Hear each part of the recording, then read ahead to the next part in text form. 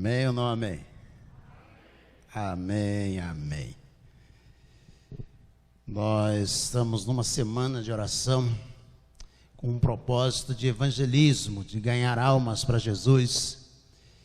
E ontem, irmã Jerusa fez um treinamento, alguns irmãos participaram e vários irmãos participaram online, receberam treinamento. E a igreja vem orando, você vem orando por 10 pessoas que você gostaria de vê-las aos pés de Jesus.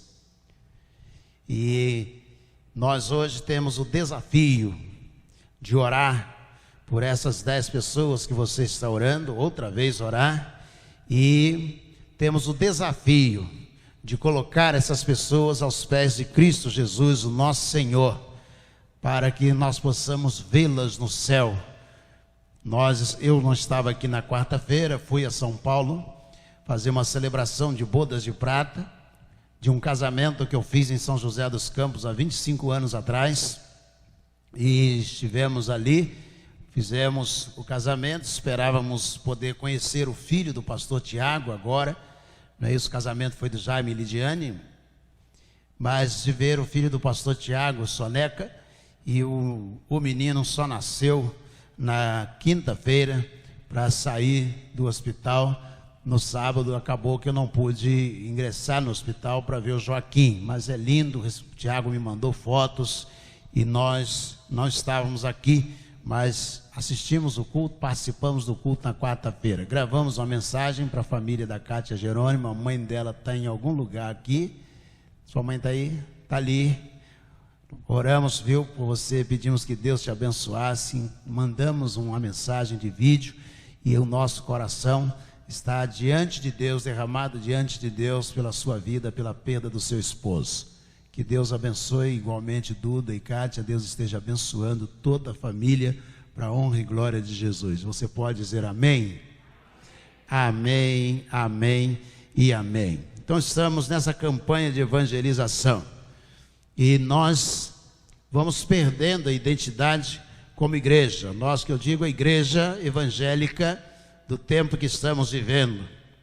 No tempo em que, de novo convertido, há 40 anos atrás, qualquer hino que você cantasse, ele evangelizava. O Moisés é daquele tempo, não sei onde ele está ali. O Moisés é daquele tempo, qualquer hino, né? Eu lembro que me converti, fui para a mocidade, um dos primeiros que aprendi lá era: dê a sua vida inteiramente para Jesus, Ele é o caminho, a verdade e a luz. Se você não fizer, não sabe o que vai perder. Por isso, dê a sua vida inteiramente para Jesus. Qualquer hino, você pensava: não vou ficar sozinho, agora sou feliz, com Cristo no meu coração. Ele é meu grande amigo, não temo o perigo, com Cristo no meu coração. Oh, eu sou feliz, agora vou cantar, pois contente estou com meu Salvador, feliz agora então eu viverei. Todos os hinos que você pensasse eram hinos de evangelismo. Todos. Por isso nós tínhamos muitos crentes novos, verdadeiros. Crentes que assumiam e queriam ser transformados pelo poder de Deus. E aí, com o advento, não vou citar qual para não depreciar a determinada organização, os hinos mudaram. O teor que nós passamos a cantar mudou, o tema mudou. Consequentemente, a igreja esfriou. E você tem pouco resultado de vida cristã. Nós temos um número gigantesco de evangélicos no Brasil e temos violência, aborto em iminência de ser aprovado, droga em iminência de ser aprovada, assalto, homicídio, Infanticídio em larga escala. Sabe por quê? Porque a gente tem muita igreja e poucos crentes. É por isso. Cada vez nós temos mais shows e menos cultos. Cada vez nós temos mais reuniões e menos adoração. Por quê? Porque nós mudamos aquilo que era o fundamento do cristianismo. Como que a igreja cresceu? Abra sua Bíblia, a palavra de Deus, em Atos capítulo 8. Atos 8. Versículo 1.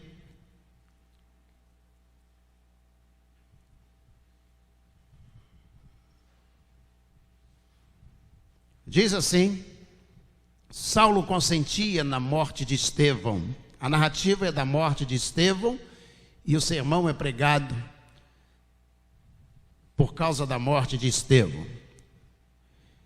Naquele dia, teve início uma grande perseguição contra a igreja em Jerusalém. Vou ler de novo para ficar bem gravado. Naquele dia, ou naqueles dias, teve início uma grande perseguição contra a igreja em Jerusalém.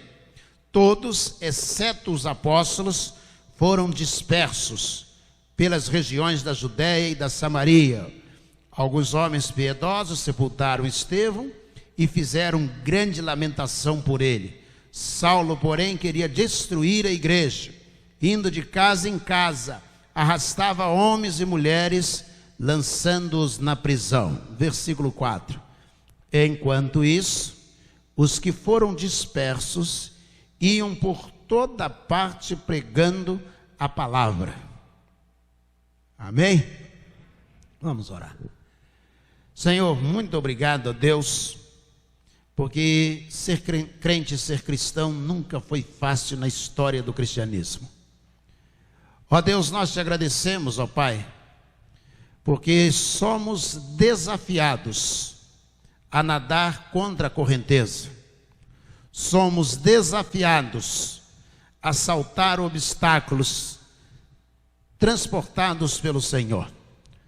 E ó Deus, nesta hora, nesse tempo que nós estamos vivendo, o Senhor tem nos chamado, tem nos convocado para uma vida, ó Deus, na presença do Senhor. Ó Deus, que tenhamos uma identidade clara enquanto igreja. Ó Deus, que não nos reunamos para um encontro social, mas, ó Deus, que venhamos de casa cheios do Espírito Santo do Senhor. E que o nosso encontro neste lugar, ó Deus, seja movido pelo Espírito do Senhor. E, ó Deus, quando daqui saiamos, ó Deus, também cheios do Espírito Santo do Senhor. Onde quer que cheguemos, ó Deus, sejamos pregadores, venhamos a dar testemunho da palavra do Senhor, alcançar corações, levar vidas aos pés de Jesus, e que nenhum amigo ou conhecido nosso venha morrer sem ter conhecimento de Cristo. Ó Deus, que o nosso testemunho seja convincente, comprometido com o Senhor, e que, ó Deus, no local de trabalho, na rua, na escola, na universidade, dentro dos veículos, ó Deus, dos coletivos, onde quer que estejamos, a palavra do Senhor seja pregada por nós. É a nossa oração em nome de Jesus, o nosso Senhor. Amém. Amém. Nós estamos diante de um texto, o autor do livro dos Atos dos Apóstolos, provavelmente Lucas, fala sobre a diáspora, a primeira grande perseguição. A igreja enfrentava já a perseguição, enfrentava a dificuldade. As perseguições eram pontuais, ou seja, não eram universais. Em todos os lugares os cristãos eram perseguidos. Não, elas eram pontuais, principalmente em Jerusalém. Mas o Atos capítulo 8, Lucas nessa narrativa diz assim: e então começou a grande perseguição. Por que grande perseguição? Porque o Império Romano chegou um momento em que teve dificuldade de lidar com os cristãos. Os judeus, de certa forma, aceitaram a liderança romana. Os cristãos, eles surgiram de dentro do judaísmo. Eles tinham práticas judaicas, eles tinham termos judaicos, se vestiam como judeus porque eram judeus, os seus ritos eram judaicos, e os cristãos iam ao templo judaico para ali pregar o evangelho, pregar o cristianismo. Chegou o momento em que a igreja cristã, que estava dentro da religião judaica, ela eclodiu, ela começou a se agigantar. E aí as dificuldades começaram a aparecer. Sabe por quê? Porque os judeus, eles tinham algumas resistências aos ídolos, mas eles jamais pagariam com a própria vida para continuar com o judaísmo. Os cristãos, não.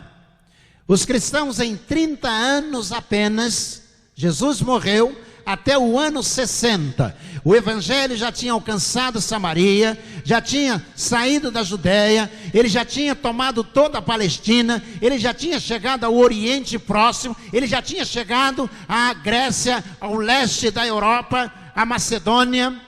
O evangelho, em 30 anos apenas, ele foi ganhando força, e perseguição em cima, e perseguição, e eles pregavam o evangelho. E agora narra a grande perseguição, uma diáspora, a grande perseguição. Que grande perseguição é esta? Quando Nero incendiou Roma, em 60, por exemplo, Paulo é levado preso para Roma. O evangelho já havia chegado a Roma 11 anos antes. Em 49, o imperador Cláudio, imperador romano, ele expulsou todos os judeus. Tomou a terra de cada judeu que estava em Roma, propriedade, comércio, os escravos, tudo que os judeus que estavam em Roma e eram cristãos, eles foram expulsos, perdendo tudo. Áquila e Priscila faziam parte deste grupo, em 49 expulsos, e eles foram para a cidade de Corinto. Paulo faz a viagem missionária, e quando ele chega a Corinto, ele encontra Áquila e Priscila. E eles informam. Áquila diz a ele: nós estamos aqui, viemos de Roma, porque o imperador Cláudio expulsou todos os judeus cristãos de Roma. Nós perdemos tudo e estamos aqui porque fomos amparados pelos crentes de Corinto. Eles estavam interligados. Se você olhar no mapa, você vai ver que Corinto está lá embaixo, na região de Acaia, e o Império Romano lá em cima. Eles foram expulsos, mas os crentes estavam interligados de tal maneira que não importava o país, a nação, o oceano que estivesse diante deles, eles estavam ligados uns aos outros. O tempo todo eles estavam ligados, preocupados, diferentes dessa geração que está vivendo hoje. Tem crente morrendo no Afeganistão, e tem jovens jogando no celular, minimamente preocupado ou sequer preocupado com seu irmão em Cristo que está preso na Rússia, que está preso na China, que está morrendo no Afeganistão. Não estão nem aí sequer para aqueles que estão sofrendo em outros lugares do mundo. Mas aquela igreja não. Aquela igreja que nós herdamos o nome e passamos a ser cristãos por causa deles, nós somos muito diferentes deles. Em 60, Nero incendiou Roma. Num ato de loucura, percebendo que perderia o seu império, incendiou Roma e botou a culpa nos cristãos. E eles foram rejeitados. Paulo havia chegado ali prisioneiro no ano 60. Em 62 ele vai ser solto, vai ser preso de novo e ele vai ser executado em 64. Os crentes que estavam ali, eles foram levados, eles foram colocados nas arenas e os seus corpos eram usados para acesos para iluminar à noite as arenas. E sabe por que eles foram para lá e os seus corpos eram incendiados? Porque eles eram crentes em Jesus. Plínio escreve ao imperador romano. Plínio era governador de uma província romana, e há uma carta em que ele escreve ao imperador romano: eu não consegui entender bem, nós devemos perseguir somente aqueles que se dizem cristãos, ou aqueles que negam os nossos deuses, e nós devemos puni-los, ou o que eu devo fazer com eles? E o imperador na carta responde, carta a Plínio, pode ler também carta a Diogneto, ele responde dizendo o seguinte: se eles não dobrarem os joelhos e não adorarem os deuses romanos que estão no panteão, se eles não fizerem isso, eles devem ser punidos com a morte.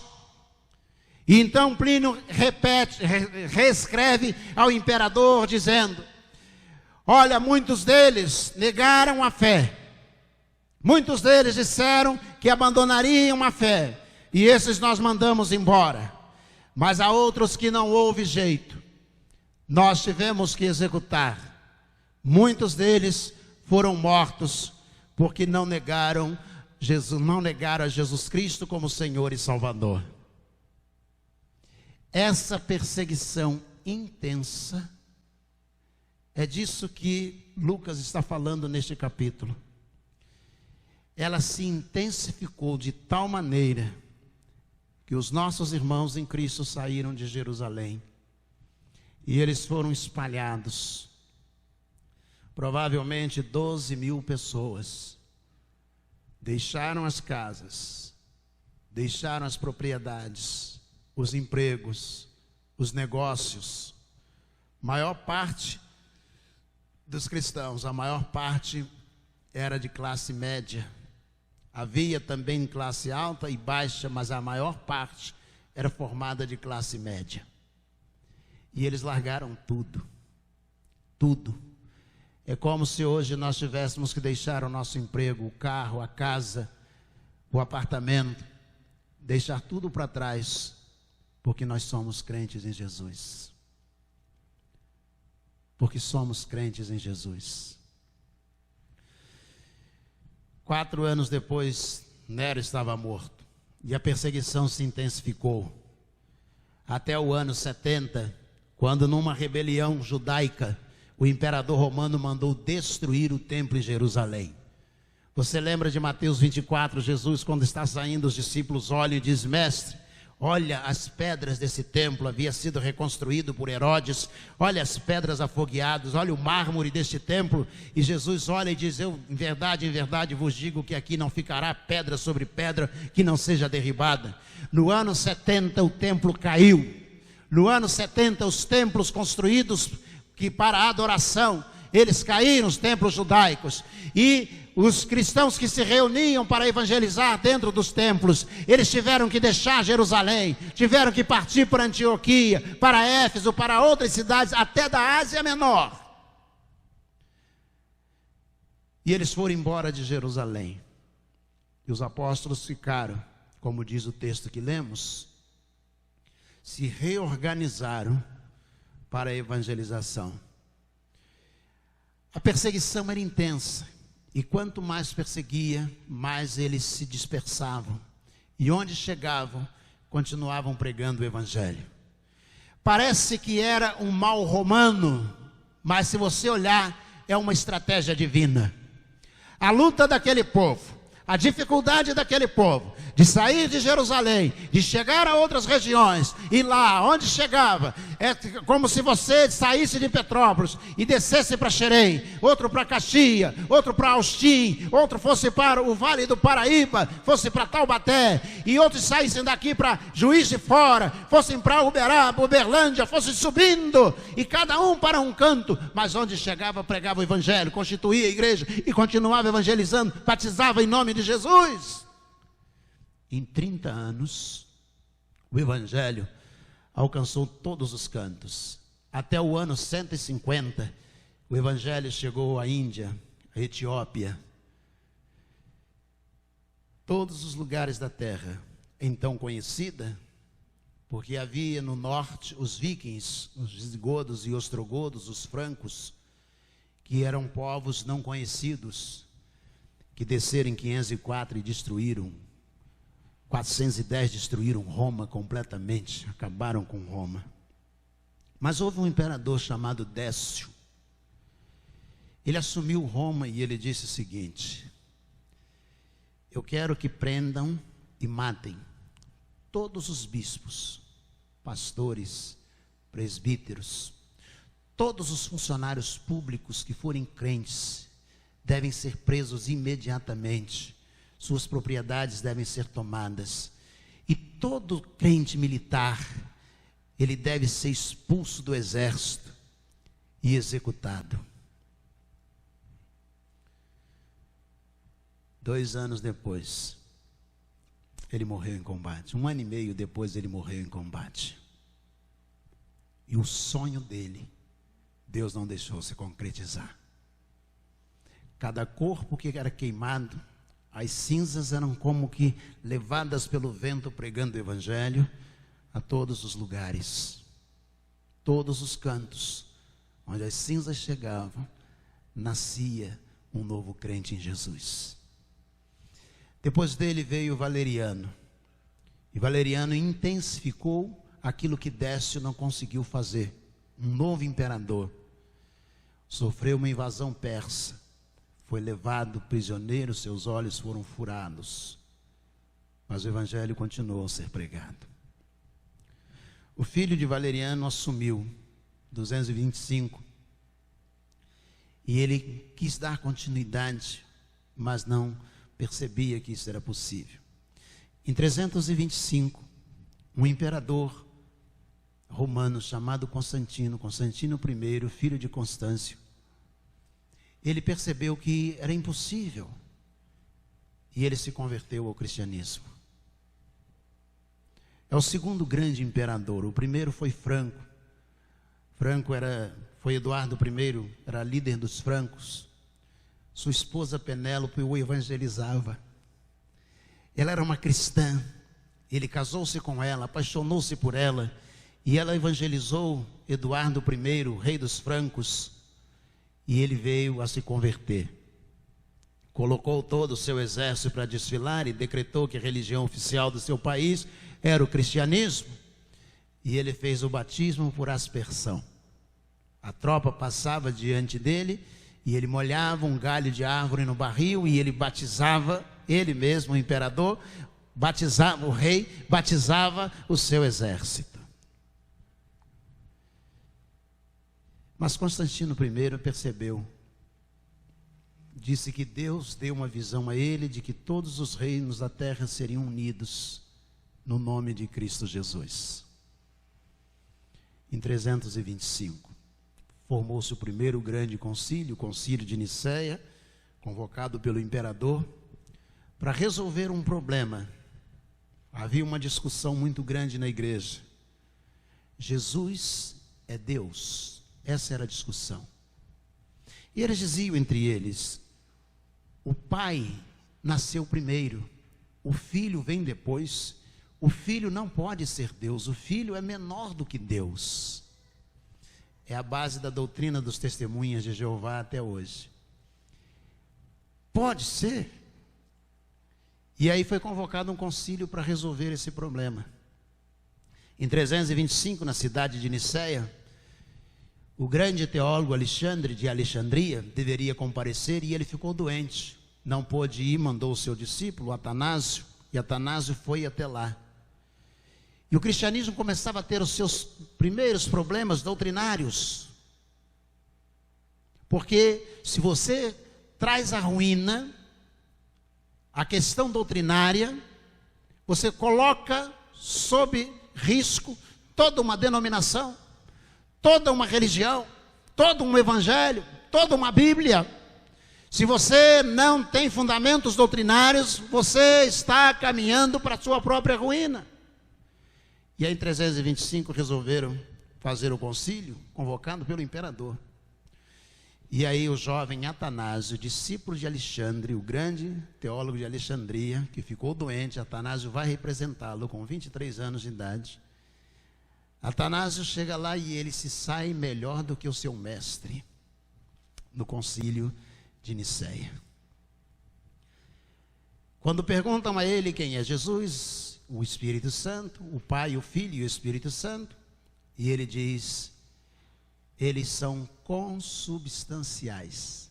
Jesus é da mesma substância que o Pai, que também é da mesma substância que o Espírito Santo. E ele escreve o primeiro credo da igreja. Você conhece o credo? Quantos aqui conhecem o credo de Atanásio? Levantem a mão. Temos uns 4, 5. Você conhece, só não sabe que é dele. Creio em Deus Pai Todo-Poderoso, Criador do céu e da terra. Lembram disso? Lembram? Que padeceu. Creio em Jesus Cristo, seu Filho, que padeceu sob Pôncio Pilatos, mas ressuscitou, terceiro dia está assentado. Isso não é da Igreja Católica, não. Não, a Igreja Católica foi fundada em 329, 4 anos depois. É? É. Esse credo é de Atanásio. É o primeiro credo da igreja. Até chegar esse momento de apoio do imperador romano, muitos crentes em Jesus morreram. Eu gostaria de ler, e por isso eu trouxe aqui. Paulo foi preso sob Nero e depois decapitado em Roma. Pedro foi crucificado, diz Jerônimo, de cabeça para baixo, em Roma, ainda sob o império de Nero. Tiago, irmão de João, foi decapitado por Herodes. Está em Atos 12, 2. Tomé foi até a Índia, onde foi morto com um dardo, uma flecha. Simão Zelote pregou em toda a África e também foi crucificado.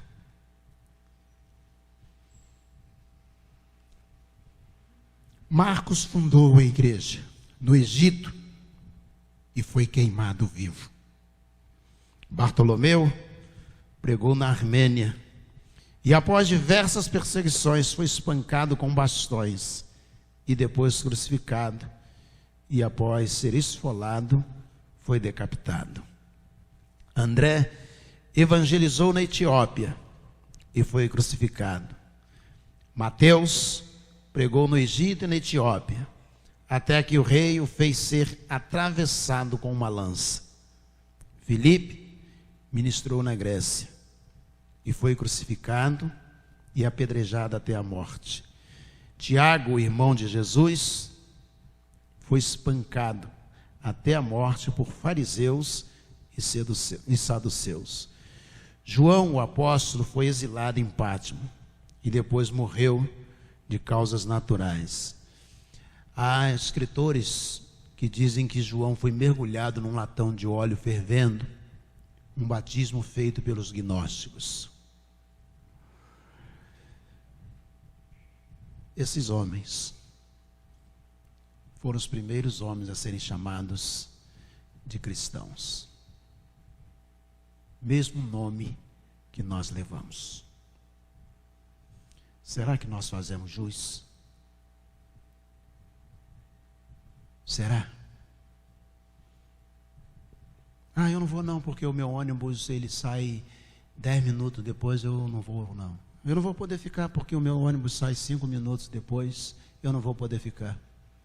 Hoje eu não vou não porque está chovendo, está caindo uma garoa, eu não vou poder sair não. Será que a gente faz jus ao nome que nós herdamos? Pense nisto. Avalie. Eles ganharam almas para Jesus até na hora da morte. Até na hora da morte. Quando Estevão estava sendo apedrejado, Saulo, o apóstolo que escreveu 13 cartas que estão aqui, no momento em que ele estava morrendo, e Saulo comandava a sua execução, ele então naquele momento, ele ergue os olhos aos céus, levanta as mãos, morrendo, e ele diz: Pai, não impute sobre eles este pecado. Eis que vejo os céus abertos, e eu vejo Jesus recebendo o meu espírito. E diz o texto, e ele foi morrendo. E Saulo ficou tão incomodado com aquele testemunho, que 2 capítulos depois você encontra Saulo de joelho, dizendo: Jesus, o que o Senhor quer que eu faça? O que o Senhor quer de mim? Sabe por quê? Porque Estevão deu testemunho e ganhou alma até na hora da sua morte. Não é à toa que o rei diz: esses que tumultuaram o mundo inteiro, em 30 anos, o evangelho chegou a todas as regiões conhecidas por eles, em 150 anos em todo o mundo. Em 120 anos, né, mais 30 da vida de Jesus, nós somos cristãos. Por quê? Porque a gente diz que é.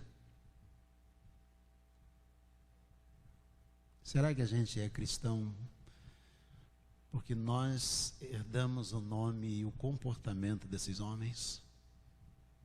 Curva a sua cabeça.